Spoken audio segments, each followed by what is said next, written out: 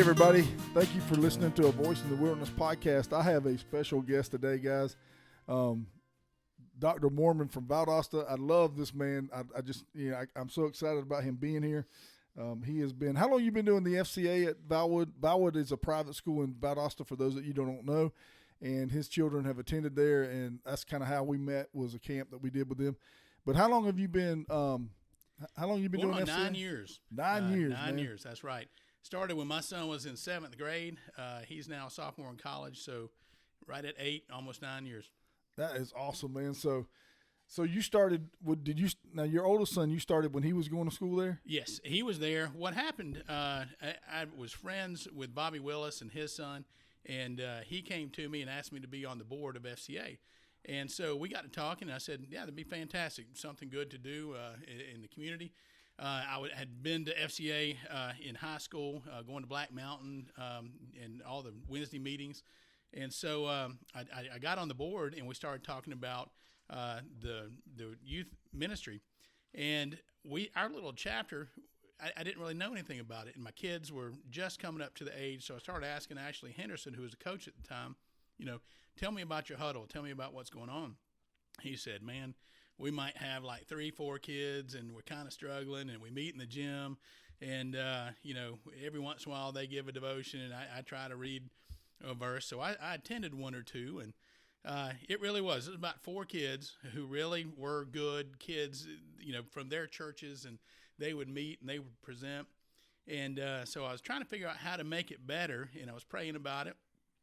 And the guy who was running the lunchroom at the time, he came up to him and he said, the way to the kid's heart is through food, and you got to have food. So what he offered was, he said, I tell you what, I will feed. His name was Don Stanley, and he ran the lunchroom. He said, y'all come in the lunchroom and y'all start meeting, and I'll give them free breakfast, but you have to do Kairos with me. So what is Kairos? Man, I know. I haven't done Kairos yet, but I've been a very active member of Trace Diaz. Yes. Which is the and by the way, I'd love to come do some Kairos with you, man. I hadn't been to Trace Diaz since COVID. Mm-hmm. So it's been you miss 2 actual events through the year. And I drive all the way to Birmingham, Alabama to go to Trace Diaz. That's how much I like it. Yeah. So Don, we started offering breakfast, and we still had that 5 or 6 kids. We maybe doubled it that first year. It had about 10 or 12. The next year, started announcing in the meetings. Coaches, other than Ashley, honestly, when I kind of took over, even Ashley kind of backed off, but he would still get there. But I went to the cheerleading coaches, I went to the volleyball coaches, I went to the other ones, and we really started getting participation. And so over the last 9 years, we've gone from that 4 or 5 kids. Now we have, at the beginning of the year until Christmas, we'll have 75 to 100. That is amazing, man. So because I'm gonna use this for the people who are doing FCA in the schools that I work in, and let them kind of hear your blueprint of how you got your kids in there. Because I know in the junior high schools we get 100, 150 mm-hmm. kids, but the high school is a totally different story. So how did you kind of navigate the challenge of the busyness of the kids, and how did you kind of navigate getting that many kids to attend? We meet on Fridays at 7:30, 30 minutes before school starts, and getting them breakfast.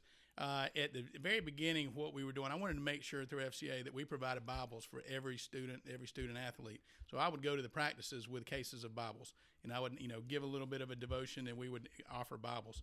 And so that really brought on, like Val Gallahan, who's wonderful volleyball coach, won state. She got her girls to start coming. The cheerleaders with Valley Blanton, they started coming. And it really is, if you can connect with that coach and they set forth that I expect you to be there, that I want you to be there, it really does make it easier. I can't get them to come. Breakfast was a fantastic key. I mean, that really does bring a lot of the kids. But connection with the coaches, making sure that you're there for them, that you're praying with them, that you're helping their team, making sure they're getting set up with camps, things like that. We'll go into the camp, especially what it's done to football in a minute. But as far as the blueprint, what we would do, I come in and I would have like I would give devotions. I'll have 3 or 4 local youth leaders give devotions, or coaches, teachers give devotions. And then we really try to be student-led. So after, say, the first month, we try to do 3 students and a guest speaker. So every Friday we have students. We give them the opportunity to confess their faith, to talk about the Lord, and man, they are nervous. They get up. 1 or 2 you can tell are seasoned. They've grown up in the church and they're able to do it. But we've had a few, even this year, that I've watched them for 4 or 5 years come up, not saying a word, but they're there eating that biscuit and getting that donut. Yeah. And finally, they raise their hand and they say, I'd like to do one. And they get up, and some of them look right at their phone or just at the paper, but it's okay. Right. They got up. And that was something that even when I was in FCA, we had at least one coach every Wednesday that talked to us. And we went and we heard the word, but I was never one to confess it or to speak it or to get up in front of it. Right. Really until FCA. Right. Even in our Bible study, we had somebody that would teach us Bible study. We'd go every Wednesday on a men's Bible study. And our teacher left, and we're like, oh, God, what are we going to do? And he's like, well, you're going to start in Matthew, and you're going to read through the New Testament, and each one of you is going to do something different the next week. Actually, me studying, me reading, preparing to talk about it, I learned more. And I can go through my Bible right now. We've done it 3 or 4 times since then. But the chapters that I taught have more underlines and more notes and everything, and I learned it. And these kids having the opportunity to step up, to confess their faith, even if it's in a 5, 10, 15-minute little talk, it allows them to have that confidence to speak about God to others. And so even when I was in college, I had that base with FCA and growing up in the church. I really kind of veered off in college. I kind of went my own way. And I think these kids, especially the ones that are getting up and talking and being able to do that, they're stronger. They're able to talk about it. They're able to carry it with them. They're able to say it on the football field, to say it on the volleyball court, at track or whenever else, and make it okay. And they've got a lot more pressures on them to be a Christian now, or to hide being a Christian, than I ever thought about when 30 years ago when I was growing up. So I think FCA, number one, like I said, coaches, getting into those huddles, getting into the practices, supporting them, making sure their kids feel welcome, supporting those kids, and then giving them, the actual kids, the opportunity to confess their faith, it has been the key to our success. And they support each other. They love each other. I've got an Instagram page that for Valwood FCA, and after each Friday, take a picture with them. We give a little summary of what their talk was, and the comments, and letting their parents see it, letting the rest of the school and the community see that they got up and confessed their faith. It's a really positive feedback for the kids. And I think that's important for them too. Well, I tell you what, man, you're doing a great job. When you do this in especially a public school setting, a little bit more challenging, but just to kind of see a blueprint that worked, feed them, getting the coaches on board with it. And, that's kind of the FCA way. We've always that's kind of the direction we've always gone with it. But just to hear somebody else talk about it, because it's one thing for somebody that does it for a living to talk about it. But now I met you because Valwood's football team went on a leadership canoe camp. So those of you that don't know much about the leadership canoe camp, what that looks like is, I'll take I'll take a coach, and he'll bring a group of his leaders usually, and we'll canoe the Suwannee River for about 7 miles, and we stay at a pretty primitive camp. There isn't a whole lot there. It's pretty primitive. And we'll stay there Friday night, all day Saturday, kind of do a little hike and kind of do some stuff with the kids and hang out with them. And then Saturday night we'll do another devotion time with them and do a little talk and things like that. And then on Sunday we canoe out and just kind of, hang out, offer a river baptism and do some stuff with them. And that's how I met, because I started doing these trips, and I got a call from Bobby Willis. He said, you guys wanted to do it. And so what I'm going to do is I'm going to turn this whole story over to you because I kind of know a little bit about how the details of it went down, but you were working inside the whole thing. And so I want to hear – I want everybody to be able to hear your side of it, because I only have little pieces of it. Well, I heard about the camp, and I saw a flyer, and I believe you had taken Brooks County down there, and Coach Maurice Freeman, and there was a little video clip that somebody shared at our board meeting to kind of all the schools, and we saw a bunch of kids that had never been in the outdoors, that had never spent any time on a river, going down with their coach, washing feet, getting baptized, and praising the Lord. And it blew me away. I was like, I don't know what that is, but I want some of that. So we got in touch with you through Bobby Willis and met at Chick-fil-A and planned a time. And I'd gone to the football coach at the time, Justin Henderson, who was still the coach. And I said, hey, listen, there's this opportunity. Gave him the flyer. We talked about it. Also went to Val Gallahan, who helped me a lot with FCA, who's a volleyball coach. Said, hey, here's this opportunity. What do y'all think? They both said, yes, it's great.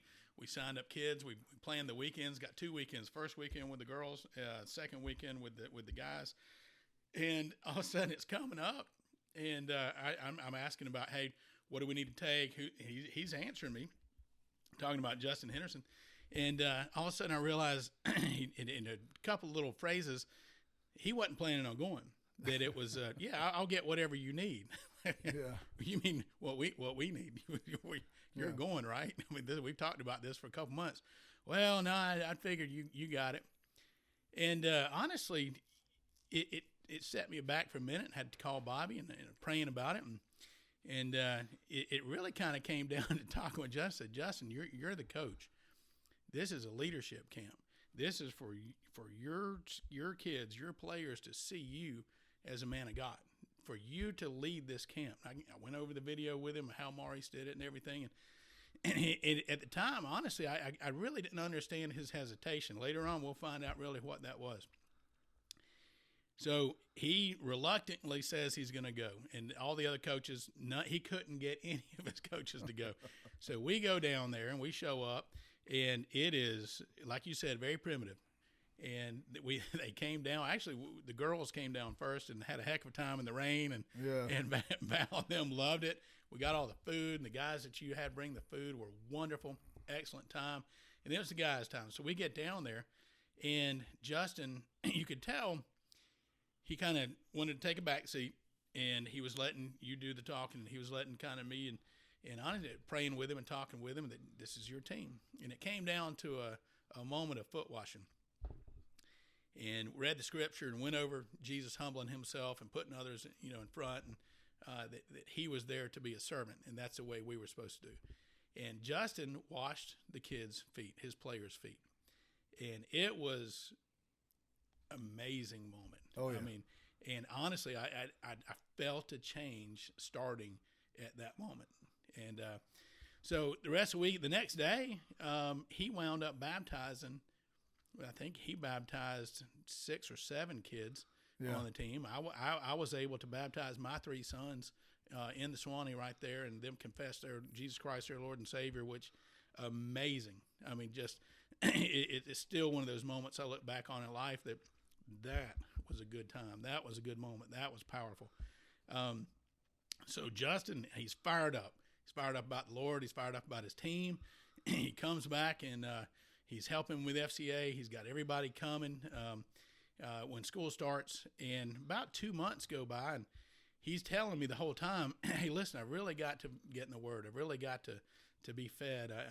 I had this mountaintop experience, and I'm on fire, and I've gone to the church, and these guys saying they're going to get with me, and nothing's ever happening, and I don't really know what to do. I feel like I need more, and there's, what do I do?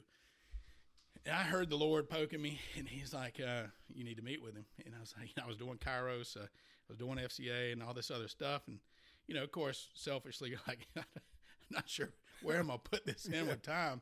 And Holy Spirit was like, I don't remember saying, I was like, all right, I tell you what, we're meeting every Friday here at FCA. Me and you will meet, for an hour after this. He happened to have an open hour after that. So we started meeting every Friday and reading through the Bible. We started with the book of John, read a chapter a week.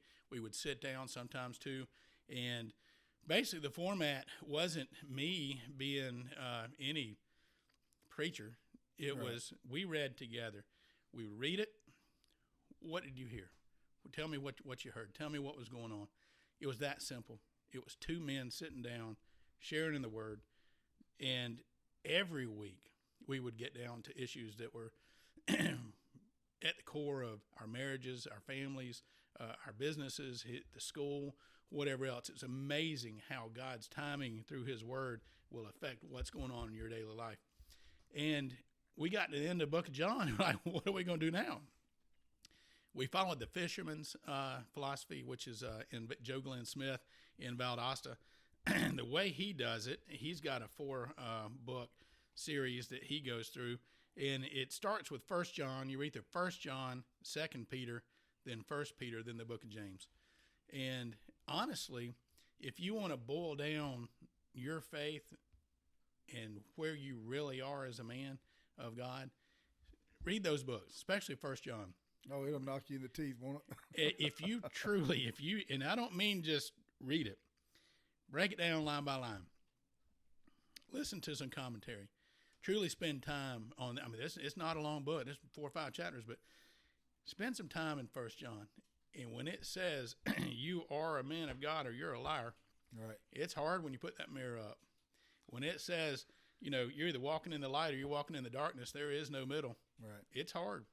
And it exposed a lot of things in both of our lives that we needed to clean up. And I've been doing FCA for 10 years, and, and it's still every day sanctification, that process of getting better, that process of being a better man, being a better Christian, being a better husband for both of us. And what's amazing, our friendship grew, our reading grew. And when we finished that, we were kind of, what are we going to do? Next step, what are we going to do? Justin looked at me, he goes, I've got an idea. I'm going to start a Bible study with my coaches. Wow. So he went from, I wasn't even really wanting to go to FCA camp because of where he was in his walk with Christ and his Lord and where he was in life, to having a moment saying, I've got to have more of this. Getting into the Word, both of us growing, spending time. And like I said, you don't have to be a preacher. Right. You don't have to have gone to seminary school. Open the Word, spend time. Spend time with your coaches. Coaches spend time with your other coaches. And what he did, he turned that into meeting with his other coaches. He turned that into that once a week he had a lesson, a Bible lesson that he would go over with those kids. That he not only was teaching them football, X's and O's, and everybody knows, do the X and O. Teach them to be men. Teach them to be men of God for their families, for their marriages, for their businesses, for whatever else. Prepare them for what's going to happen when they get out of that high school. And he's doing that.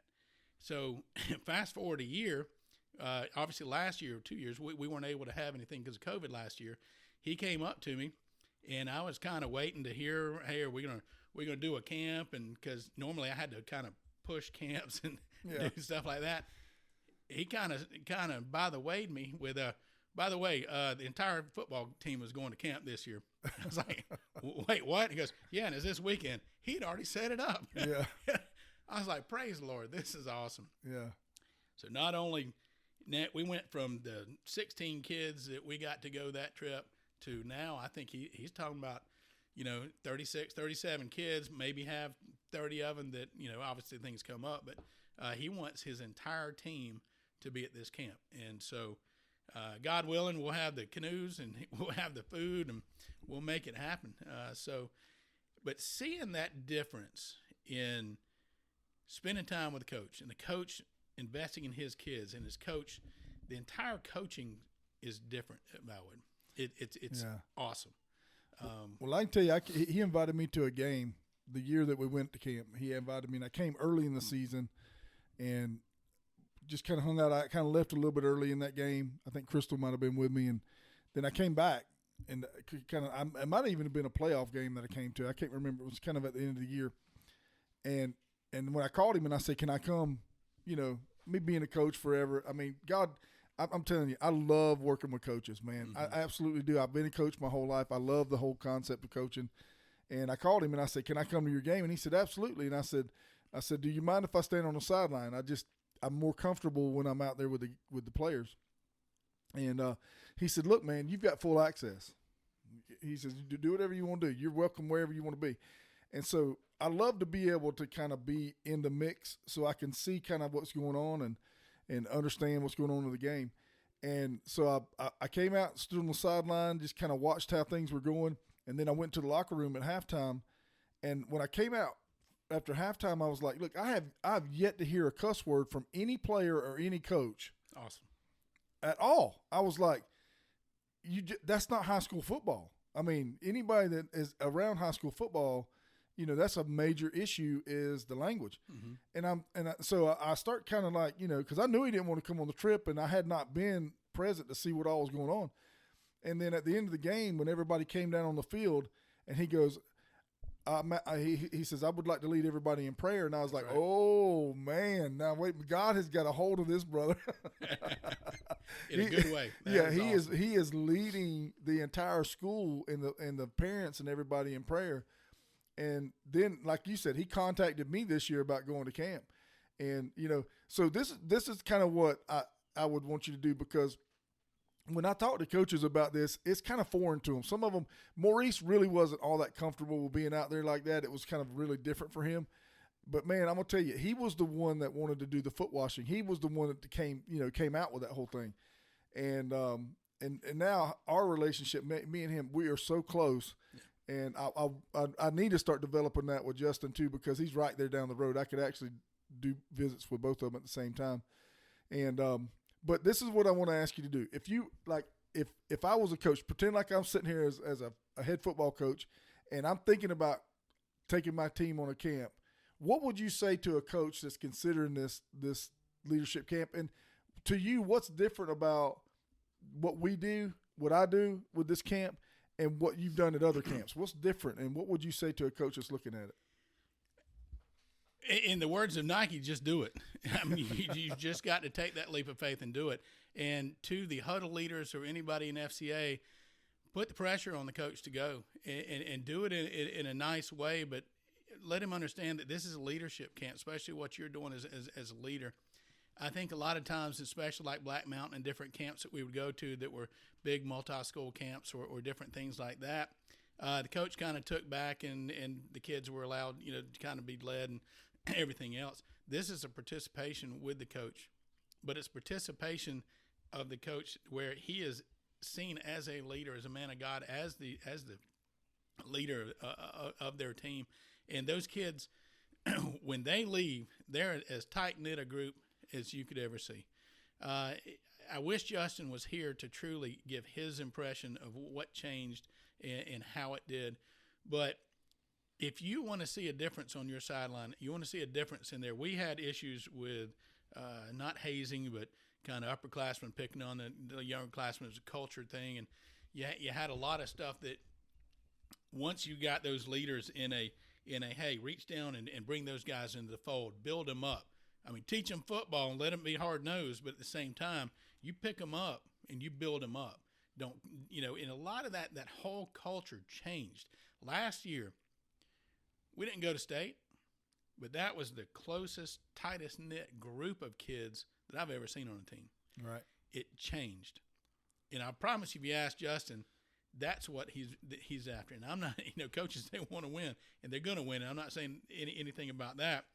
But you can win with a tighter group of team. And if you have a hard season like we had, man, it helped that we were a tighter team. It helped with Justin. He told me 100 times, you've got parents. You've got unhappy parents. You've got parents, Monday quarterbacks. You've got all the stuff that, calling and questioning everything that you did. His ability to handle that and let that go changed. The more he spent time in the Word, the more he understood to let it go and worry about what he can control, and he's got to let the rest go. And he knows that he's doing the absolute best for those kids, and he is putting the Word into them. It changed the way he coached. It changed the way he went home after a game and what he was doing, how he's talking to his wife, how he, win, lose, whatever. And I think I've seen it 100 times in life. When you're winning and Cadillacing along, you don't need God. All right. But the difference is going to show when you have a year like we had last year. We had a lot of transfers out. We had a lot of key players that weren't there. We had a lot of hard, stiff competition with JMA and a lot of other teams, Savannah Christian. We took some lumps last year, but he was there for those kids, and his love for those kids and his devotion to them through the word and through just being a wonderful guy. The negativity was avoided, right? And those kids stayed together. It was something. If you want a close-knit team, if you want your leaders to build your team and build that culture, this is a great start.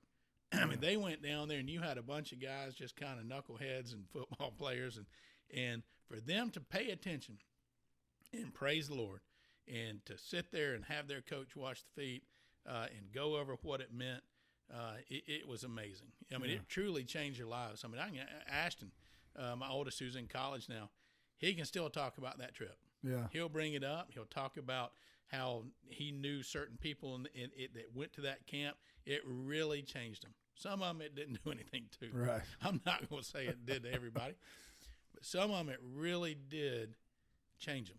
Yeah. It really did refocus what they were doing and how they acted as a team, how they acted with the coach.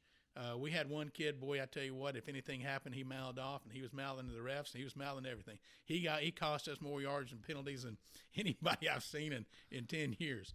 And that next year, he really did work on self-control. He really did work with Justin. They really did read the Bible. They really did kind of let him hold that personal accountability and the accountability of his emotions. And it changed him. Is that Cowboy? Yeah. Yeah, I liked him, man. I really liked him, man. I mean, as a coach, you kind of you kind of get you kind of get these kids that come along your path, and there's just like a tug on your heart to kind of really invest in them. And when he came on camp, man, I was just like, man, I got to give you a nickname. That was kind of something I did as a coach because I was not good with names, so I'd nickname all my players. And man, he just had that. He had that John Lynch mentality, yes, you know, he did. like I'm going to knock you out if you come across my path. I'm going to knock you out. And I really connect with guys like that because I was a hitter. You know, I wasn't super talented as a player, but I would if you came across my path, we were going to make contact, and I was going to do my best to make sure I came out on top of that.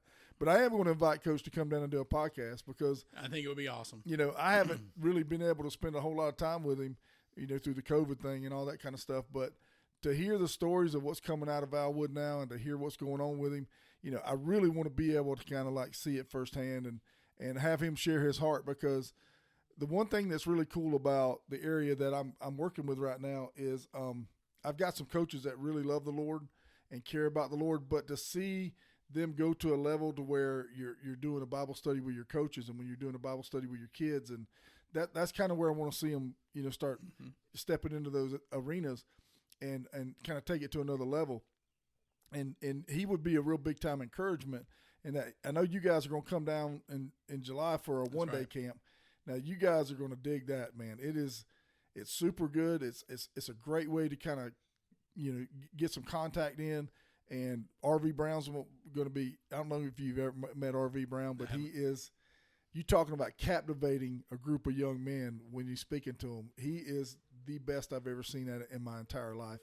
And so I'm anxious to see that. And, man, I just want to praise you for what you're doing in FCA, because I'm going to tell you something, man. There's not a lot of really successful FCA huddles in schools like there used to be. It's just everybody's so busy. And so we're having to come up with different ways to do it with character coaches and just, you know, kind of meeting kids in different places and, you know, doing things different ways. But to see you guys having this big time success in a high school environment with the traditional huddle, it can be done if you're willing to put the effort into it. That's right. You know what I'm saying? If you're willing to put the legwork into it. And man, I want to tell you, because the night that they came on the trip, and I'm going to go back to when you guys came on the first trip, all the kids, because the way this camp is set up, it has like screened in rooms with little electricity and stuff like that in it. And so the kids had kind of went off and gotten into the bunks and all that kind of stuff. And it was me and Coach sitting there under the pavilion. And he and I just started talking. It was the first time I had a chance to really talk to him. And I was sharing my story with him. That's pretty much kind of how that was. And I was just kind of telling him. And that's the beauty about being a former coach, is that you can – there's two beautiful things about it when you're working with a football team or any kind of an organization that has a team, is when a coach knows that you've been there and done that, right. they give you the grace to speak into their kids' lives, and they're willing to listen to you because you basically are traveling the same road they're on. And so I shared my story with him, and I shared mine and Crystal's testimony, and it was just like, when he looked at me, he's just like, wow, man, I can't tell you how bad I needed to hear it. I just, and it was kind of, for me, when I saw how he responded to my story, I thought to myself, I said, I know why we're taught in Scripture, the word of your testimony. That's the power is, look what God did to me. That's right. Look how God changed my life. And, when you start really breaking it down and you start sitting there with a guy like Coach Henderson and you start talking about where I was at and where God's taken me, I mean, because a lot of people look at Christianity and they're like, man, can I even do what they're doing? Can I actually and so when he heard my story, I think he was like, you know what? I can really relate to this guy, and if God will do it with him, he'll do it with me. I just got to – and the cool thing about coaches is most of them understand work ethic. And really and truly to be used by God in a major way, you've got to be willing to work at your walk. You can't just you can't put a Bible on your pillow and get it by osmosis. You've actually got to read it and study it and disciple with other people and teach. Like you said, you had more underlines where you were teaching. And when you put yourself in that environment when you're teaching, you have no other option but to prepare at a different level. Yeah. And so it makes you dig even deeper. And so I'm going to share a couple things with you in the audience that because I was just at an FCA conference this week, and there was a couple things that were said, man, that just really it really made me think. And I just want to share this with the audience. It was talking about one of the guys said that everybody God created, he created with championship DNA.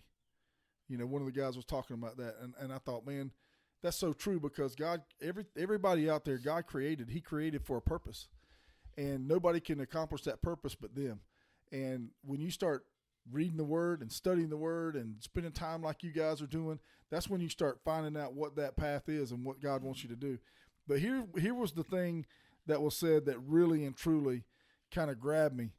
And the guy said, is your life right now in a place that's duplicatable, that you feel good about it being duplicated? Like, are you living a life that you could pass on to somebody else and feel good about it?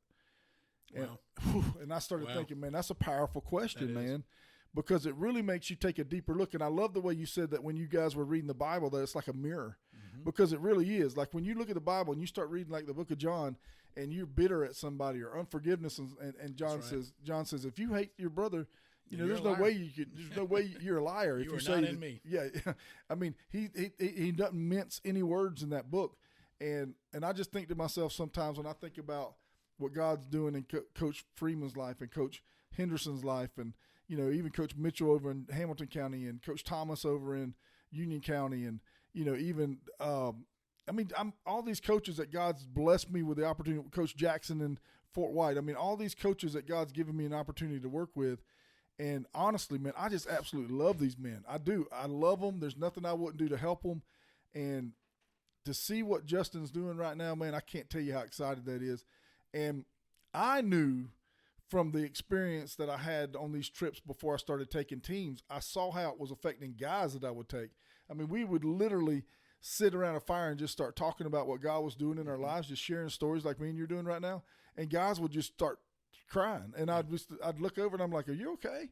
And they're like, man, this is all new to me. I mean, I've been pretending like I'm a Christian my whole life. This hasn't been real to me. And you guys are actually like living it. So I saw it happen before, and I knew it would happen with teams, but man, just to hear it from your perspective, man, I just want to tell you, I appreciate you, man. I appreciate you. And just for anybody out there listening that you say, okay, well, I don't lead a huddle, or I don't know if I can lead a huddle. If I can do it, you can do it. Okay. And I'm trying to tell you, just trust the Lord, make that step of faith, go out. What are we called to do? We're called to plant seeds. We're called to go out and spread the gospel.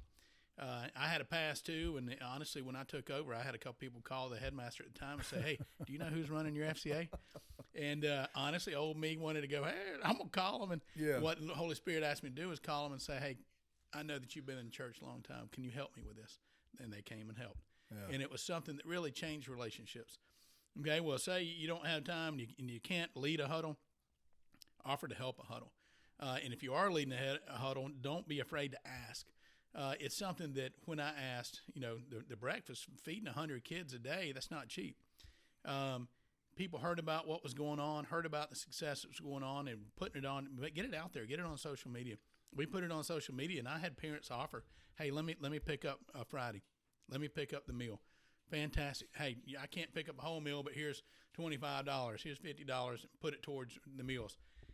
If you ask, there's a ton of people out there in the body of Christ that want to help. Right. There's a ton of people that may not have the time, may not, get up and talk in front of people. They're not going to do that, but they can support it.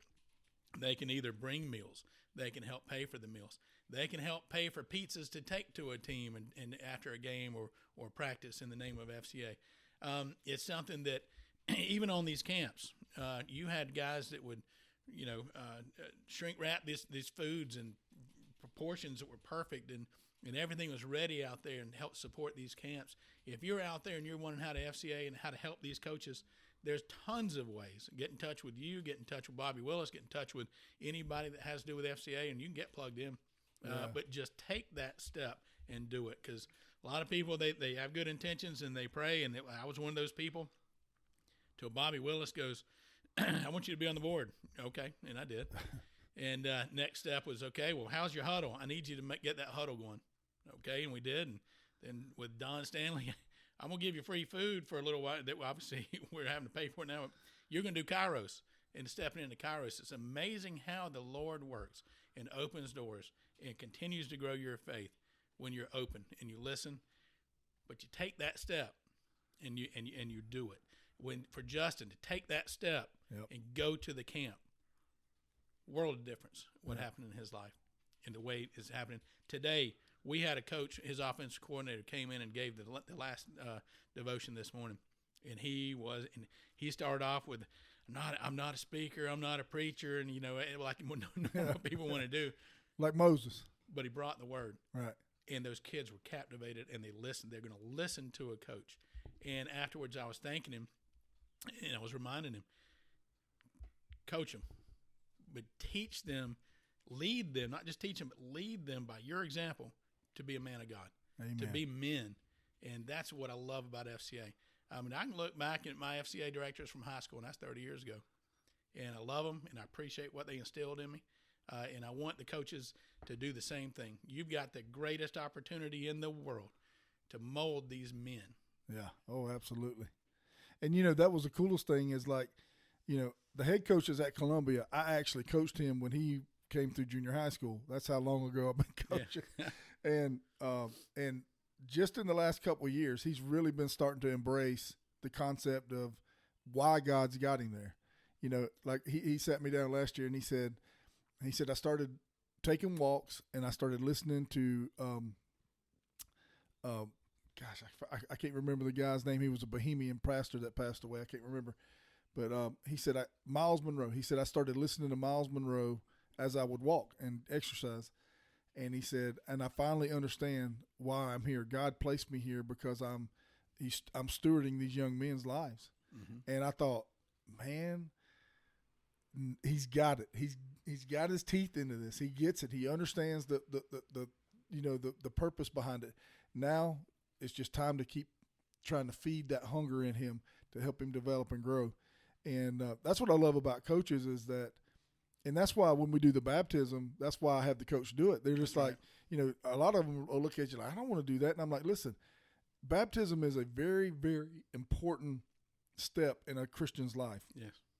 And the fact is, Cowboy will remember you for the rest of his life, but he won't remember me after this weekend. I want this to be a memory he has with you. I don't want it to be a memory he's got with some guy you don't remember, And so what that does with the coaches, it takes that level of leadership to another level because they're like, okay, all right now. And when I told you about this, but I'll share this with the audience. When Coach Freeman baptized he had a few that couldn't swim. Yes. And they didn't want water on their face. I tried to like teach them to swim, and they wouldn't put their head in the water. And I'm like, dude, your head weighs like 15 pounds, man. You got to put your head in the water. And I told Coach Freeman, I said, what are you going to do? So he just wraps his arms around them. That's right. And he baptizes them and goes into the water with them. And I'm up on the shore trying to take pictures for these kids, and I'm just so emotional. And I'm like, this is what it's about, man. This is if coaches could understand that this is what it's all about. It's we want to win, but that comes along with teaching these guys how to be great men. And this is something I tell coaches all the time. If the players won't do what you ask them to in the weight room, and they won't do what you ask them to at the school, they're not going to do what you ask them to on Friday night when they're on the field by themselves. That's right. You got to discipline. This is all connected like a chain. If you teach discipline in their schoolwork, and you teach discipline in the weight room, and you teach discipline when they're doing their summer workouts, when they get out there on Friday night, you don't have to sit there and pound them about what they're doing, man. They'll listen to you, and they'll do what they're supposed to do. That's that leadership. That's the same thing. If you're out there cussing Monday through Friday, and then you step into FCA, and you're looking, and all of a sudden you don't, and you give a devotion, and the kids are looking at you, then they watch you walk right back into the locker room and start cussing again. That sends a message that's loud and clear. And I think that's what's changed, is it held him a little bit higher accountability that he held himself to. Right. And that changed, and the whole culture has changed. And it's that leadership, like you talking about, taking it from here, being a coach, to really, honestly, being responsible for these kids, right. And teaching them how to be a godly man. And I'm going to tell you this, too. Now, you guys are, ladies, well, actually, there are not a lot of women that watch my podcast. My wife tells me, according to the stats. But if you're a parent and you've got a child that's in a sport, I'm going to ask you, okay, because this is reality. A coach, especially a high school coach, most coaches, but especially a high school coach, they spend more time with your child than anybody else, and they dedicate. And they don't make a lot of money. I'm telling you, they do. I mean, they do not make a ton of money. They spend more time with your child, and they're trying to teach them how to have a successful life. And I want to encourage any parent out there, don't just think in your mind, hey, man, I really appreciate Coach so-and-so. Take the time to write a note. That's right. To buy a small gift, to send a text, make a phone call, and just praise these people for investing in your children. Because listen to me, we're in a culture right now where the cell phone's trying to devour our children with what's on it. And these are the people that are out there on the front lines fighting the battle, trying to keep your children away from the enemy. And I want you just to please go, just take the time right now. Just stop the podcast. Go encourage whoever is investing in your child, because one day you're going to wish that you had somebody there to invest in them like this, right, when they're making mistakes, because there's nobody there to help them. And so just, encourage your coaches, encourage the FCA Huddle leaders, encourage these people that are trying to point people in the right direction. And here was another thing that came out of that conference I just came out of with FCA. There was a guy that came in that was FCA partnered with an organization called Live the Life, which is a marriage ministry. And they're actually a pretty big ministry. They're all over, like Jacksonville, all over Florida and Southeast Georgia. And this is what he said. He put two charts up on the screen, and it showed the number of people that attend church, and it showed underneath it the number of marriages that end up in divorce. And those graphs almost were identical. Yeah. And since 2000, and I think it was like I can't remember, I want to say late 80s, maybe early 90s, the church attendance and the divorce rate have just plummeted. I mean, I'm talking about plummeted.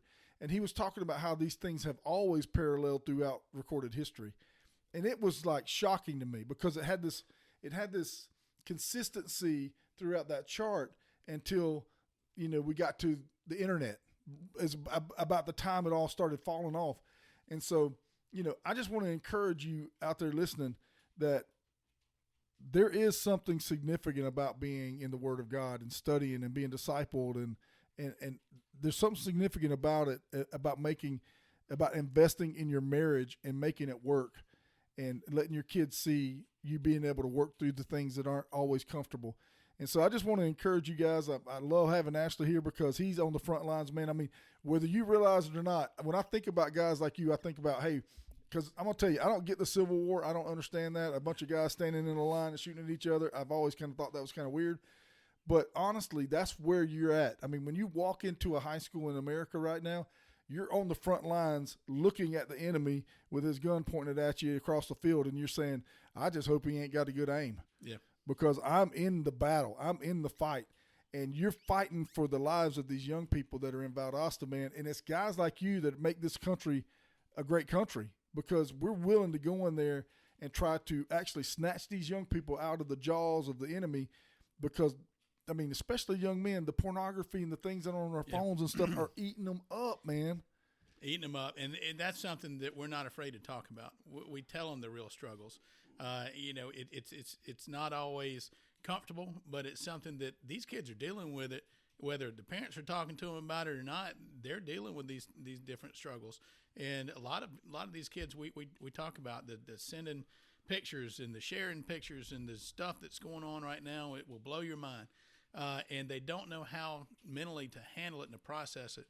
And basically, like today, we talked to them about, at the end of the year, every single year, I'm going to read in the paper about some just graduated kid who went out, did something, went too fast, did something they shouldn't have done, and then drove, and they become a statistic. Yep. And it's something that don't be afraid in your huddles or as a coach to talk to these kids about that, about what's going on and about where they are in life and what they should do and what they shouldn't do, what the consequences are.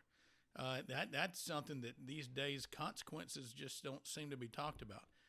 You can do whatever you want to do, but there's consequence to every action. Right. There's a consequence. So we talked about those things, and make sure that you cover those in your huddles too. Yeah, I love that. I love that about camp, because I tell coaches and I tell my wife, and because she's been on the girl trips, but the guy trips are different, because when you get down there and you start getting in that environment and you can't get no signal out there, and there ain't no cell phone situation, you got to deal with all that. But these young guys start opening up. Watch them talk to each other. You watch them function with each other. You watch them fishing or getting on the rope swing, and they're not with their phone. I don't care. You can have an entire team, and you can have a 30-minute break between practice, and I promise you they're going to be all sitting over there. Might be sitting together, but they're on their phone, or they're doing something else if they're available, or in the gym or something like that. They're on their phones. These kids, one of the greatest things was the phones didn't work down there, and if they did, they collected them, and the coach had them, and they talked, and they listened, and they worked on social skills like that, and they were out in nature.